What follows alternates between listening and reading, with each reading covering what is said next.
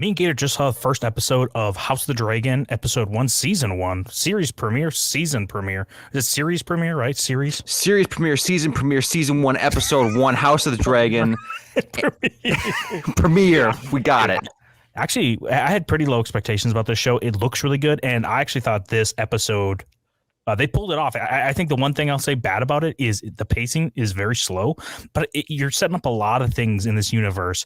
And if you watch episode 1 of Game of Thrones and you tell me that had good pacing, I got a bridge to sell you up my ass. What'd you think of it overall, Gator? I'm taking that bridge right after we get done recording, by the way, because I've been wanting to cross it for a while. Reminds me of X-Men 3, by the way. I was told to build bridges, Charles. Oh, great line. Perfect. Okay, let's play chess after this too. Anyway, yeah, dude, I agree. I actually disagree with you though about the pacing. I think the pacing was good. Okay. I mean, you can call it slow, but I'm a huge fan of slow pacing as I get older here. I love the slow burn. I was expecting the show to be shit. I just was. I can't help myself, for several reasons. One, they really seem to have been kind of advertising the whole feminist quality to it, but whatever. And then, but more so, we're coming off the back of the last couple seasons of Game of Thrones, which obviously are a shit show. Everybody knows it. Yes. And this was actually a breath of fresh air. I'm not even joking, dude. Like the intrigue they set up, Matt Smith's character as what's his name again? Daemon. Daemon. Yeah, Daemon Targaryen. Dude, he's great. Viserys. King Viserys. Viserys. There it is. Viserys, dude.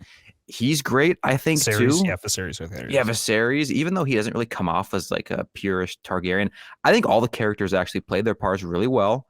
I like the intrigue that they're setting up, and it really exceeded my expectations, dude. Like, this is a positive-ass review. Not going to lie. Yeah, all of the acting is great in this. And yeah, like you said, King Viserys, comes across as this kind of very nice guy that is on the throne. Even when he gets chosen as the successor, cousin to the should-be queen of Westeros, he is like, oh, well, I'm getting it because some people don't want a woman to sit the throne. And it never comes across as like, as much as you can read into it, some like, oh, we hate women, misogynist message in it all. It's kind of more so, hey, this is our tradition. If we break tradition, it may cause a kerfuffle in the kerfuffle. Perfect vocabulary. Yes, that's our education system at work right there. Yeah, I mean, I agree, dude. I didn't come off that poorly. Did you watch like the making of the episode thing? No. Afterward, okay. For some reason, I did. Don't watch it because then you will see the whole messaging thing a lot more because they say it's right in front and center. So, but yeah, I agree. It didn't come off that way. It's realistic though, right? I mean, in this time period, why wouldn't that be the case? The only issue I have with that is that if they make that a big point of like, okay, we're finally going to accept like a queen ruler and whatever, I just feel like that somewhat undermines Daenerys in the whole Game of Thrones thing, because there were definitely some beats that they hit in Game of Thrones where Daenerys was like this powerful woman, and it seemed like she was the kind of the first of her kind to be so accomplished. And I mean, I'm sure she is going to accomplish more than any individual character does in this show. So I guess maybe it doesn't matter, but that's my only issue with the whole woman deal. Yeah, but I feel like most people were fine with the queen ruling. They really had no issue with that. But some of them did, right? Kind of like how you see in history, like you have to have just a big enough faction within some part of a ruling body that wants something, and whatever, pro and against, for there to be like a very slow wheel of progression to move to like whatever, an equal society. What do you want to say is like slavery or whatever, sexism, So it's realistic, and I like that it's not necessarily I don't know, like you said, they in the post credits, whatever, making of the episode, make it so blatant. But in this, you have to like hear the blatant messaging outside and then come inside and watch this to fully see all the things they're putting up, because I knew they were doing little bits of it, but it didn't push me off or like put me off at all watching this. And I enjoyed it, even though I know I'm gonna put you off after we're done recording, by the way. In the back of my head, I kept thinking about Game of Thrones season 8 and 7, right? These shitty Game of Thrones seasons that I was like, oh, why are they reminding me of that? They could have really just like separated themselves from it. Really just say at the beginning how far it is in the past between this show and Dany being born, right? Which is a good indication, time skip, whatever. Yeah. And you guys, I'm glad to hear you guys are still so close that you're willing. Nicknames. Nicknames for the Danny? first name. Yeah, Danny. You and Danny are pretty close. Yeah. Danny boy. T. Danny T. Danny T. There it she is. has huge hands. I know. You know, maybe that's the hidden message that I want to be picking up on. Yeah, this bright blonde orange figure comes across. She didn't tan very well, so maybe it's not a direct comparison. But either way, you know what? The system to wreck it. Dude, can you imagine that when they were going in this episode and they were talking about the whole like Aegon Targaryen legend thing, the Song of Fire and Ice, like they were trying to make that line really like epic. And dude, if season 7 and 8 of Game of Thrones had lived up to it with the whole White Walker situation, hearing that line in this would have been so epic, wouldn't it? Yeah, it would have been epic. Hit hard, man. Oh, dude, no. That's what pisses me off is, do they not understand they should really just separate themselves fully from Game of Thrones? Really unless they plan on going back and reshooting it. Just like get the fuck out of there, dude. There is no way. Can you imagine if they did? I mean, I don't even think that's really insulting necessarily to any particular person. Like the sequel trilogy of Star Wars, right? Like if they remade that, obviously they're never going to do it because it's so insulting to like Kathleen Kennedy and Rian Johnson and all these figures with their agendas. But like Game of Thrones, I think it's unanimous. Just it's shitty for just quality reasons and the consistency reasons. So if they went back and redid it, it's like, who's that going to harm? They'll never. I don't know. But I don't know anybody that's standing for the last season of Game of Thrones. Like, actually, I liked it a lot. Yeah, let us know in the comments, man. Let us know in the comments. Unsub or subscribe to us so we can beat the shit out of you. Yes. I liked this portrayal of King Viserys. Dude, Matt Smith is so good in this too. He is perfect. He's such a conniving little shit in here, and I do appreciate that he hit that girl from the back, just like old Dom Boy would do. Oh yeah, well I mean, imagine doing missionary. I would not take him seriously. Well, not in this time period too. Well, he has to be an alpha male, man, and then also, dude, doing it from the back, right? Doesn't even finish. Oh, power move. That is a power move. She feels like a failure. He has to battle his pain that he now has. You know what I mean? Yeah, total alpha move. She then offers to get her or get him some person that looks potentially like a relative. Did you hear that? I was like, oh my. Yeah, she's pulling out all the stops for this guy. And he's just like, what else you got? Do you think him and Rhaenyra, I think that's her name, the girl, the main actress and all this, do you think they got a thing going? Oh, yeah. Remember when he was trying to give her the necklace? He's like, turn around. And then it was like she went into like affirmative mode. Like that's nothing new, dude. Sex bot activated. Yeah, fuck bot engaged. Yeah, but love the armor design here. I like that they're putting the budget into good things here. I know Game of Thrones when it first came out had such a big budget, and then towards the end of it, it was massive. This one should be, I don't know where it lies, like how much they're spending on this episode compared to where in the season of Game of Thrones, but it looks great. They didn't show you a bunch of places, but things it did show you. Yeah, like this, the detail looks amazing. Yes, and well, also the tournament, like the things that were happening too. I loved the tournament. The tournament was great. I think they spent the perfect amount of time on it. I don't think they overemphasized it too, because if they did, I think it would kind of take away from action later on. Or if they're going to have a kind of lull period where they're setting more stuff up in episodes 2, 3, whatever, I think having a giant action sequence at the beginning kind of leaves us wanting, or it's like too big of a contrast. I guess I'm just glad about what they did. I think it's a good amount of action in this episode. Well, it's a good setup, right? And we see how they introduce a lot of the houses, who's ruling what, who's the big players, and who are kind of like the side characters or side houses. Because Baratheons used to be, or in Game of Thrones, are like one of the main ones. Yeah, and they're little bitches in this. Yeah, they are little bitches. Those side guys. And then in here, you have the high towers and the Tyrells. I don't think are even, if they are around, they're not the big people within the reach ruling it right now. And the high towers, that was always missing from the Game of Thrones old series. Like they weren't properly emphasized, and now we get it in this, which confirms the Steve Harvey show crossover. Yes, they're in the same universe. These are the descendants actually of Steve Harvey's character in the Steve Harvey show, Steve Hightower. Quick side note: I hate when shows called like the Bill Cosby show has Bill Cosby playing Cliff Huxtable. Okay. Not even like Bill Huxtable, right? So you could be like, oh, they're same first name. No, nothing. Actually, I think that's better than the other one, because at least, the Bill Cosby show, it at least indicates, it's written by Bill Cosby, totally unrelated characters. The Steve Harvey show is like this weird middle ground where it's like, oh, the Steve Harvey show. The main character must be Steve Harvey, right? It's played by Steve Harvey. No, it's Steve Hightower. Like, I like that more. And I don't want to devolve into that conversation right now, but Okay, I like that sorry, more. sorry.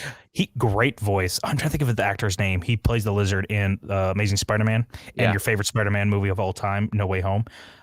Great voice, and actually like him. He gives you kind of Stannis / Tywin vibes in the he does, but he's kind of a cuck too, or he like gets cucked, I should say. Fucking Daemon's like belittling him, like, hey, did your wife die, you little bitch? Like, aren't you over her yet? He stands up, and then the king's like, sit down. Don't you know that my brother likes to pester you about this? What are you doing humoring? It's your fault that he's saying this to you. Dude, this is like a complete different power dynamic of the George Costanza interaction with the shrimp thing, you know? Yes, like, it is. My wife's in a coma or whatever. He's like, yeah, my wife's dead. Roles.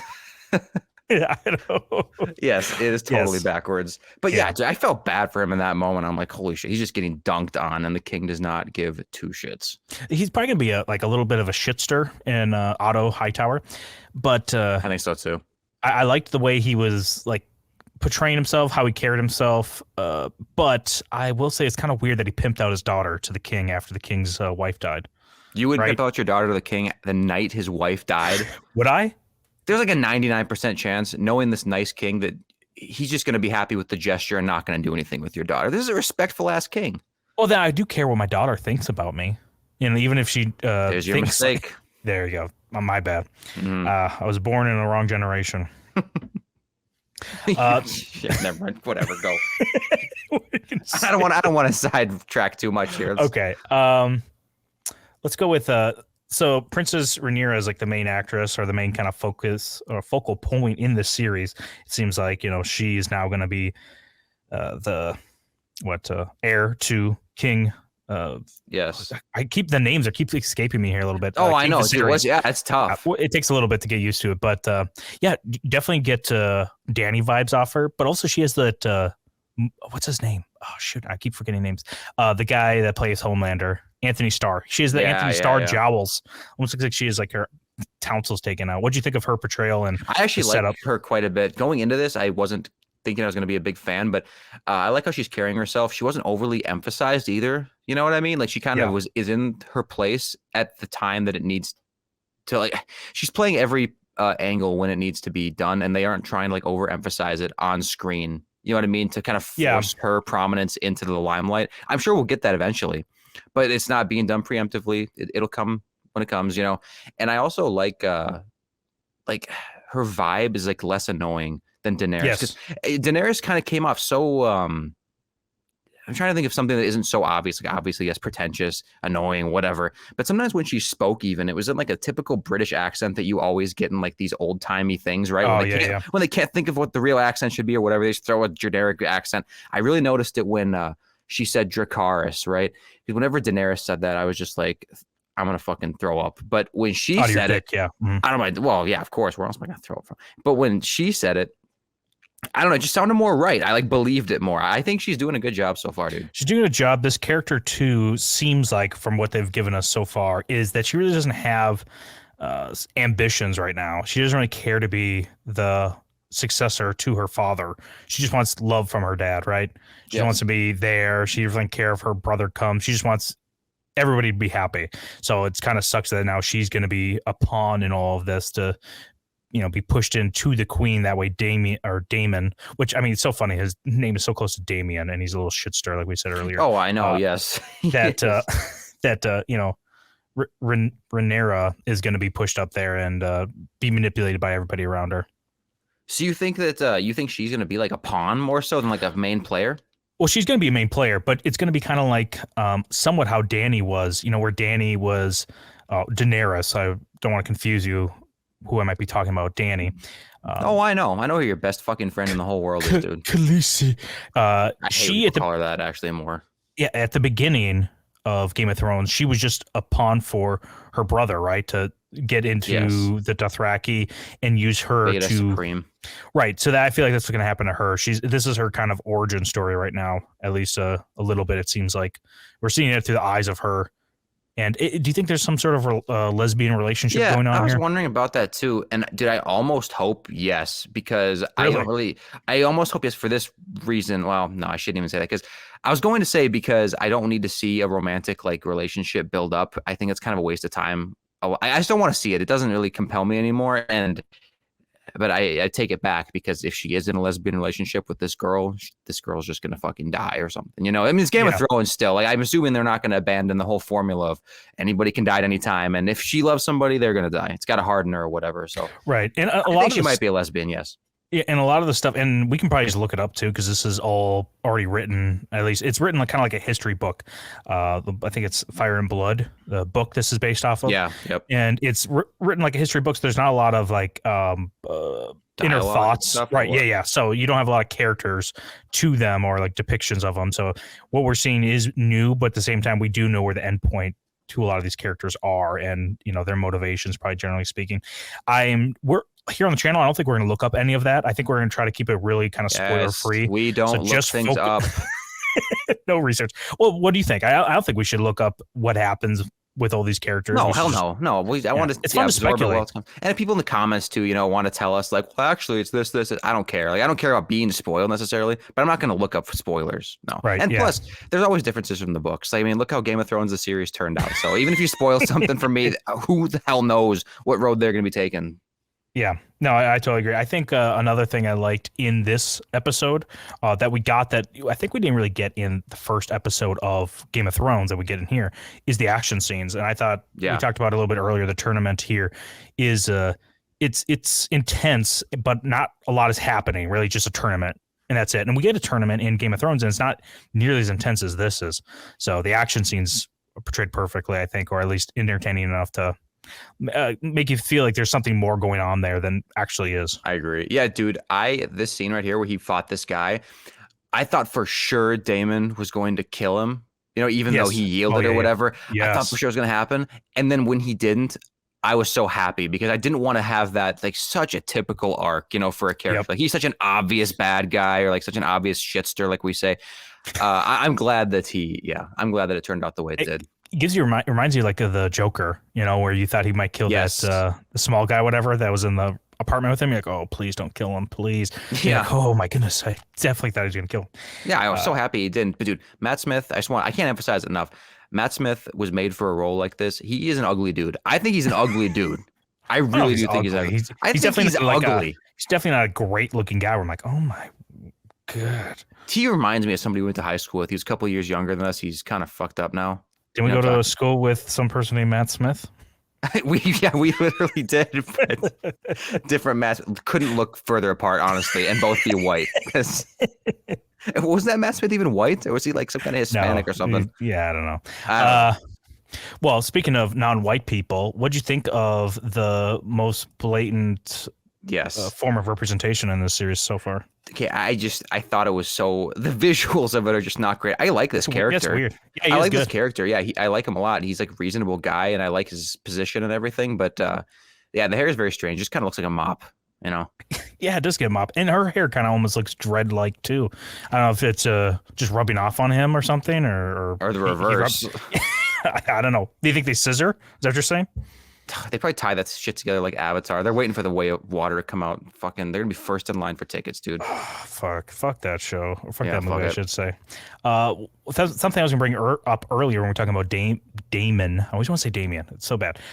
Daemon is. What'd you think of him giving the city guard gold cloaks, then going around just cutting off people's dick and balls? Okay, well, at first I was kind of confused, because I was like, what is he doing attacking these people? But then they kind of said later that these people are bad people. But are they really? Because it kind of just seemed like his gold cloaks were pointing out random dudes and being like, oh, this dude's a rapist for sure. Like, this dude's a murderer for sure. It's like, did you see him do this? Like, you know what I'm saying? Did you get the vibe that these people were actually guilty of these crimes or not? Because that totally decides what I think about this. No, it felt more so, at least watching the show, that they just found like a bad part of town where probably most of the crimes had been committed, and they just went in there and just rounded up everybody and just started chopping off. What about the specific accusations? I know. Dude, also I'm like, yo, I stole something. Yeah, I'm probably I should be punished for it, but now my dick and balls are gone now. It's like, fuck, dude. Are you serious? Oh, my Just poor cut off my wife fingers and like kids. that guy. My wife and kids. Yeah, but I'm being separated from my wife and kids. By force by the government. I fucking hate King's Landing. Yeah, dude. I mean, the thievery with the hand cut off, a little extreme. Yeah. But I mean, if there's a murderer and this guy legitimately murdered, yeah, I mean, kill him. Who cares, right? I don't care about that. You kill a murderer, that's fine with me. I mean, it's strict, I guess, but he's an alpha. Okay, they gotta assert him as an alpha. And by the way, his armor during that scene, loved that too.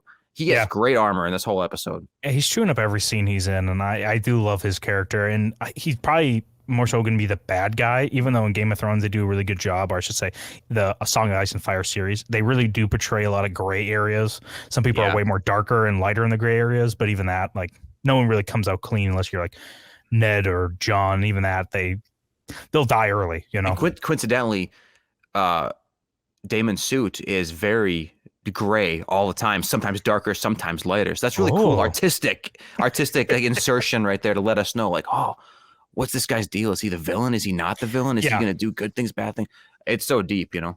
Well, King Viserys, he's looked at as like kind of like a peacemaker, right? And a good guy, but you can kind of see how things are going into chaos under his rule. And also the selfish action he takes when he decides to kill his wife to get the son out. I felt so bad for him. Oh, I know. Like, what do you do? Because no joke, right? He should save his wife, right? I told, of course, my wife is sitting next to me watching this. I have to tell her what I save you, honey.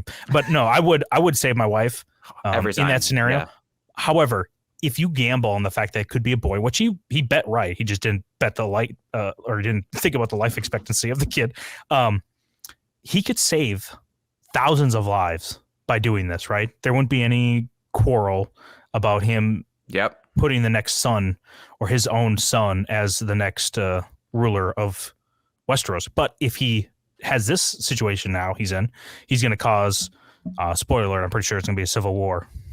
Yeah, I think so too. I agree. You know, that would actually be a really tough decision. And I don't know, it's kind of tough to say. I know they're really building up to be this good guy, but it's really hard to distance myself from Game of Thrones where everybody is that morally gray character. Because it's like when he's doing it, my mind wants me to think that he's still doing it for selfish reasons. You know, like, I just want a son so that I can have an heir that's a boy, right? So it's like I see myself in the next ruler. Right. So to me, it's tough to separate it. But then later scenes that we get really do make it seem like he only was doing that for the good of the realm, right?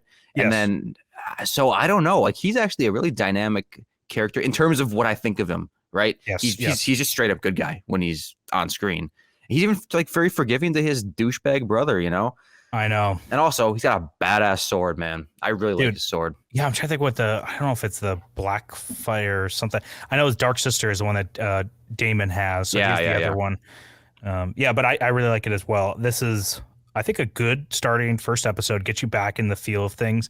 I know I listened to, Mahler was on with Gary from Nerdrotic, and they were talking about it a little bit. And Gary really likes, which is, again, just totally different idea of how I enjoy the Song of Ice and Fire series. He likes the White Walker thing at the end, or he's like, oh, I love this extra magic element in it all. And I'm like, well, you get the magic element with the dragons. I like the interpersonal he likes politics. The White Walker what? He liked the White Walker, like, magic part of, like, the ticking clock in the background that the of Game of Thrones? Winter's coming, yes, and that the long night's coming. I'm like, of course, it's good. I did too. Well, it's good, but he thinks it's a detriment that this doesn't have that as well in it. You know, that he's like, oh, yeah, but they're not thinking about the White Walkers the whole time. I'm like, dude, I hardly thought about the White Walkers. I was more so thinking about, like, the Battle of Blackwater and Tyrion's trial and stuff like that. It had nothing to do with White Walkers. Until when they reminded you of it when a big event happened, then it kind of gave you that little, like, oh, dude, yeah, that's coming. But anyway, back to the other stuff, right? Like, that's kind of... The best scenes are without the White Walkers in Game of Thrones. Well, to be fair, though, I don't think that's the fault of, like, the White Walker buildup. I think I'm just saying, like, the execution. Well, what I'm saying is, like, the Red Wedding had nothing to do with White Walkers, right? Ned's death had nothing to do with White Walkers. Yeah. Like, you know, the Mountain killing Oberyn Martell, nothing to do with White Walkers. So, spoiler. Yeah, sorry. So, I think a lot of stuff you can get from this series a lot of things you'll enjoy about Game of Thrones you can get from this series. From Viserys. Yes, look at him back there. Look at his big hands. I think it runs in the family. I think it does too. Dude, what? Okay. honest to God, what if they show a flashback of like some old, like the first Targaryen king, maybe Aegon or something, and it's played by Donnie T. Oh, dude, so... Okay, I would love it. I mean, it'd be hilarious. Oh, it'd be hilarious. I'd be loving every second of it. I'd love to hear his voice try to do a British accent. Oh, it'd be so good. Oh, dude, what if we just deep fake this all with Donnie T and Donnie T relatives? It'd be great. Yeah, it'd be fine. I have no issue. I mean, he's got plenty of relatives. And there's plenty of incest going on, supposedly. Well, I'm looking forward to the very next episode and this series as a whole. I know there's going to be a time jump. You can see that this actress playing Rhaenyra is actually also this actress. I think they do a time jump here. The one in the middle here, that's her. Oh, really? Yes, there's going to be a little bit of time jump. So you're going to so see her a that little girl bit in the older. previous... are they going to go back and forth? Like, is the younger version going to be in the series after this? I'm not sure exactly how it will break down, whether it's going to be like 5 episodes of the young and then it jumps into the future or what. But I do know there's going to be a time jump, which I don't mind. I'd rather just kind of develop and show us a time jump than us just expect there to be a weird acceleration with everybody's motivations. Do you like... I guess my only thing with that, do you like that they're going to be taking this at a much faster pace than Game of Thrones then? Because, I mean, I guess I'm okay with that for sure, because we can't expect every show to be like Game of Thrones where it's like 4 seasons of like great, really slow buildup with these big, crazy events happening along the way. So I guess we can't expect that to happen, but are you okay with the idea of this thing moving that fast? I would rather it move fast and you show us what's interesting than them just milk it out and have us lose interest in certain time where it's like, okay, well, we're going to be building up this and we made up this bullshit plot, because I don't trust these people with plots or storylines outside of kind of what George has set up for them. I think we saw it a little bit with, I'm blanking on like some of the storylines they try to put in Game of Thrones. Either way, I know what you're saying. Yeah. And it was kind of like, no, just stick to what's here. Don't try to go outside of it. Don't try to push. If you give them too much rope, they're going to push some extra agenda, and I'm not here for it. So, yeah, I'd rather do this. I'd rather this be. I heard someone say that this might be the case. They only do like maybe 1 to 3 seasons of this, and then they start like Robert's Rebellion and do 3 seasons of that. You know, don't have to do like a 10-season. I'm cool with that. Ride of the story. So, oh, dude, fucking tease me with that. I want to see a young in his prime Robert. All right, let's not get too off topic. Yeah. There he is. All right, well, let us know what you thought of the House of the Dragon, episode 1, season 1, premiere, episode, premiere 1, season 1, series 1, premiere episode. Premiere Pro. Let us know down in the comments. Smash that like button like Daemon was smashing out that. She also had no butt. Spoiler alert if you haven't watched it. Lady had no butt. No wonder he wasn't getting hard. No, smash he did a good job walking away. Yeah. Smash like Daemon. Smash that bitch. And subscribe if you want to see more content like this.